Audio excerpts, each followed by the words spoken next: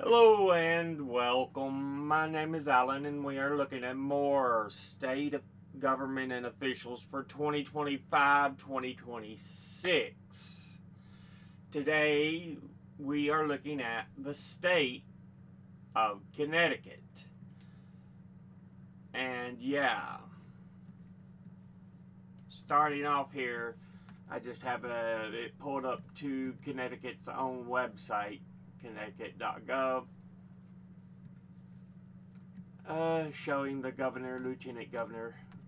But one of the things I had issues with here is finding executive branch for Connecticut. I use Wikipedia to try to go in depth because it's usually easier to sparse through than the websites. But in this instance,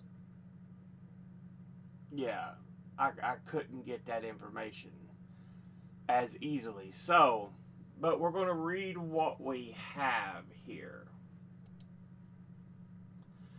We have a number of elected positions. Well, first of all, the state is divided again, like the federal government and the other states we've looked at so far. An executive, a legislative, and a judicial branch.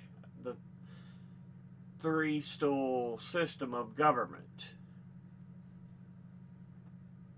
Now, for the executive branch, you have a number of elected officials in Connecticut. You have the governor, lieutenant governor, secretary of state, state treasurer, state comptroller, and state attorney general. With that said, let's go ahead and look at who each of those individuals are.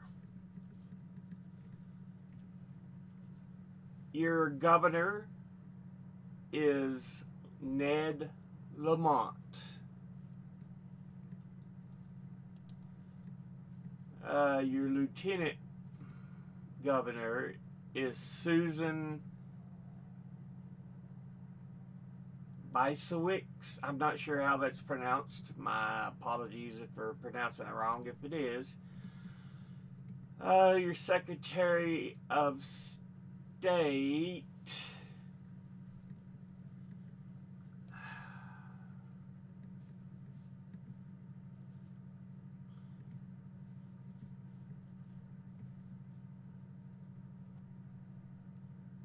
There we go. Secretary of State, Stephanie Thomas.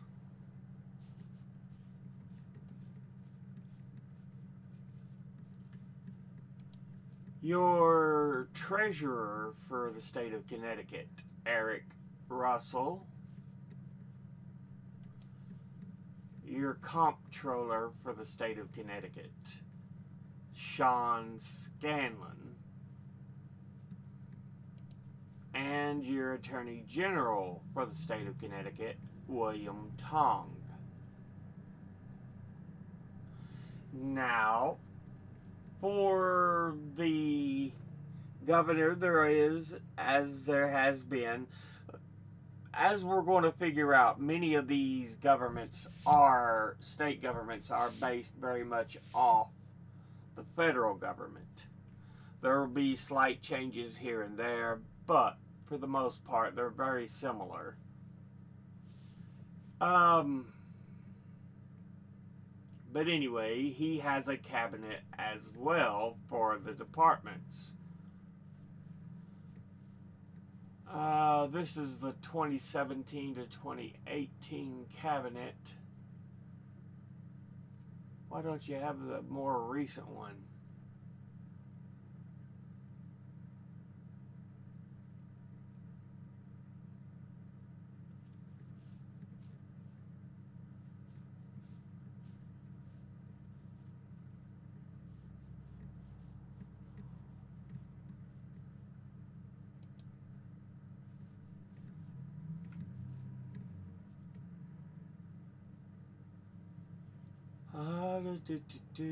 Well, I thought I had a cabinet, but they're an older one, so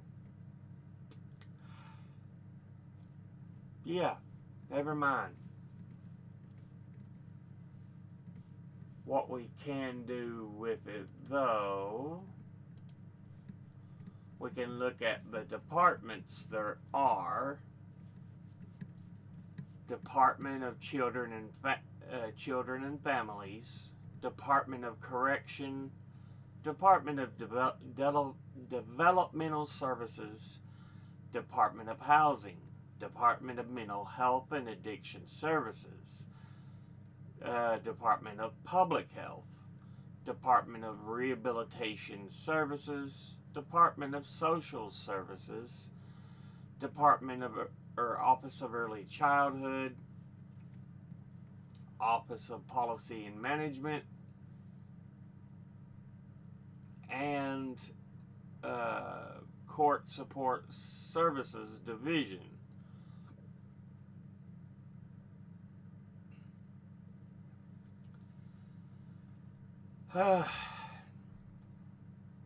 Even though we can't trust necessarily who's over here, since it is 2017 to 2018, I don't know why it gave me that. But anyway, with that said, let's go ahead and look at the judicial system for Connecticut. You have a number of state courts. Of course, your Connecticut Supreme Court, Connecticut Appellate Court, Connecticut Superior Court, of which there are 13 districts, and Connecticut Probate Court, of which there are 54 districts. Wow, 54 districts. You remember, Connecticut's not a big place. That's interesting.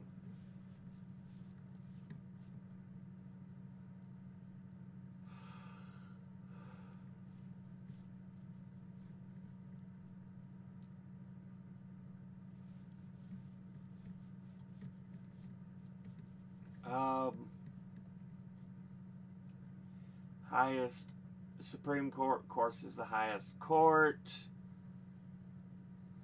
The seat is in Hartford, the capital. Appellate court is the court of first appeals for all cases. It was created in 1983.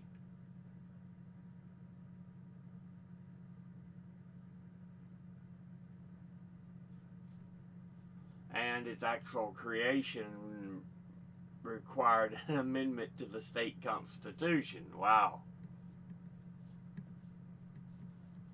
The Superior Court is the state trial court of general jurisdiction. It hears all matters other than those of original jurisdiction of the probate court, and hears appeals from the probate court. So the Superior Court has 13 judicial districts. So it's a step up. It's a bigger court, the Superior Court. Your probate courts are like your general district courts. The jurisdiction of each court extends to the legal affairs of the deceased, estates, some aspects of family law, conservatorship. Okay.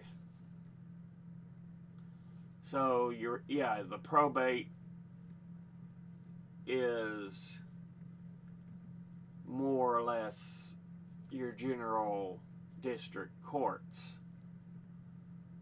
And then up from that, you have Superior Court, and it can be appealed to appellate court.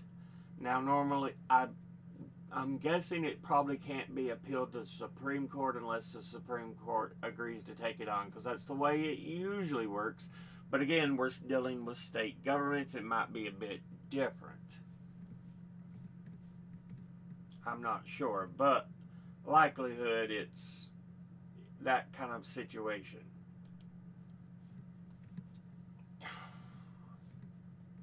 Now, Connecticut General Assembly, much like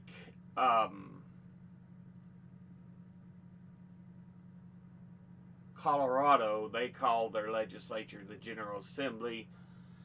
Bicameral, two chambers, the Senate, and the House of Representatives.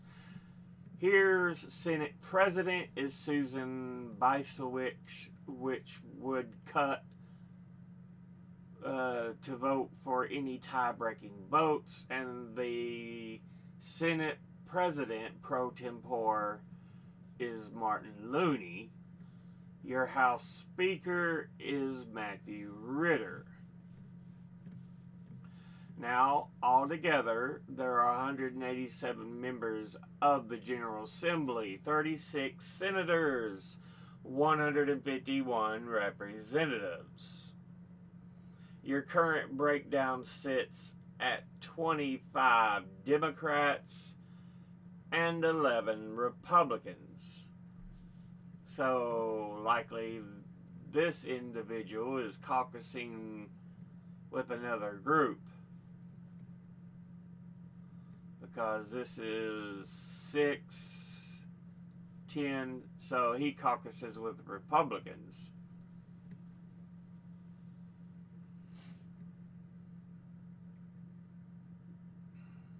And then you have 25 Democrats to make up your Senate. House of Representatives, 151 members. You have 49 Republicans, but 102 Democrats. And so again, we've got an independent who caucuses with one of the parties. 6, 7, 14, 21, 28, 35,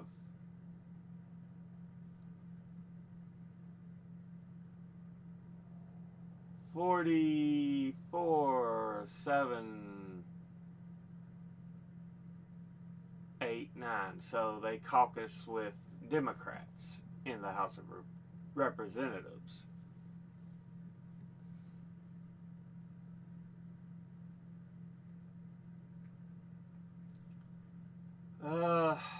Let's see. The General Assembly.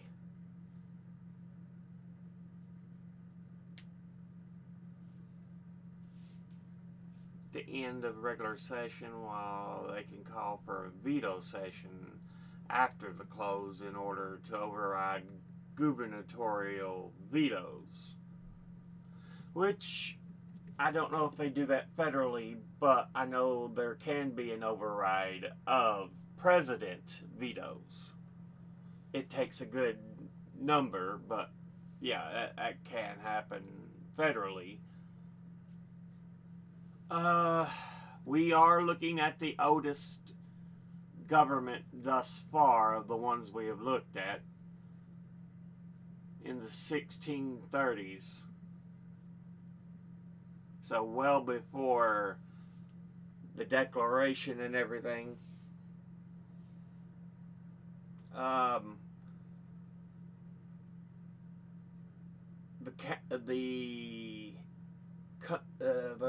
The state capital is the city of Hartford. Now, from what I was reading, they used to have a back and forth of the capital between Hartford and New Bedford. But now it's just in Hartford.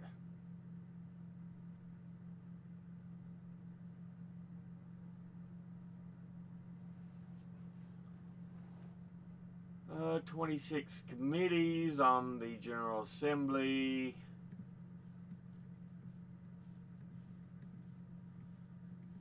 Oh, so they show them here. That's interesting. They don't do that in every one, but there you go. You get a look at the committees in the legislature.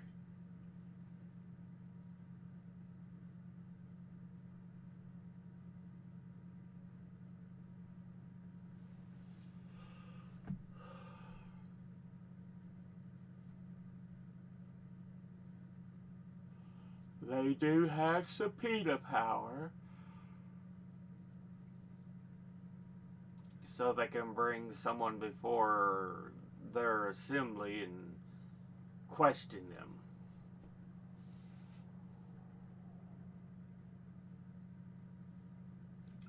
Majority of General Assembly proceedings are open to members of the public. So public can go into the Capitol, sit in on the General Assembly meetings, which I absolutely agree. Your citizens should have a right to go sit in on these government meetings.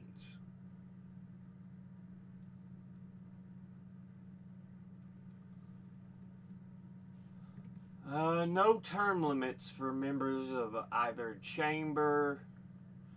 How long are the terms, though, is what I want to know. It's what I'm trying to find out.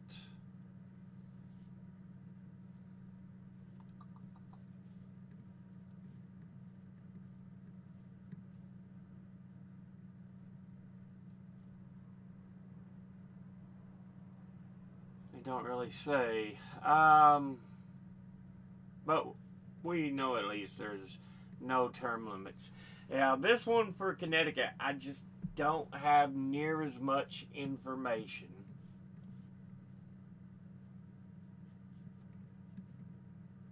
Even though, like I said, oldest of the governments we have looked at so far, but we at least see the elected